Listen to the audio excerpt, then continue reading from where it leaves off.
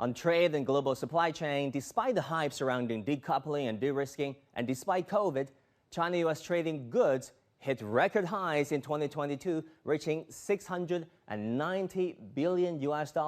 That is according to U.S. official data. And in fact, if one looks at trade numbers between 2013 and 2022, they remained amazingly steady, ranging from $560 billion and $690 billion. But things could have been better, a lot better.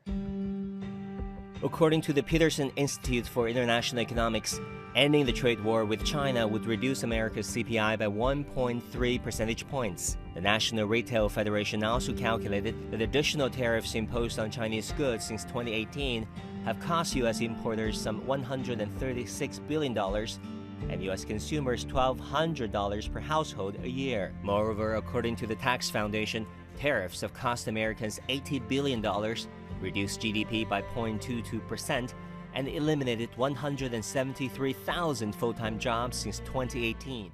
But if you look at trade, that's still growing. What do you make of that? When you have developed sources, it's much more difficult to change a supply chain than political people think. Tariffs have created some supply chain disruption, but the theory of tariffs was flawed. So what it was, it didn't return trade to the United States. It was a diversion of trade. Also, people haven't realized it's inflationary. So the cost of the goods manufactured in Vietnam, because of the infrastructure and other problems in getting going, in Mexico, is higher than it was in China. So that's actually added slightly to inflation. What about the effects of tariff war launched by Donald Trump against China, which was largely inherited by Joe Biden, who even doubled down on China in so-called strategically sensitive areas, such as semiconductors? According to Peterson Institute for International Economics, tariffs have hurt U.S. manufacturing output, employment, and exports. American importers did bear the costs of tariffs in the form of higher prices. The U.S. tariffs that remain in place continue to impede American companies' access to imports. Higher costs hurt American firms' competitiveness in the U.S. and international markets. I don't think anybody can stop globalization.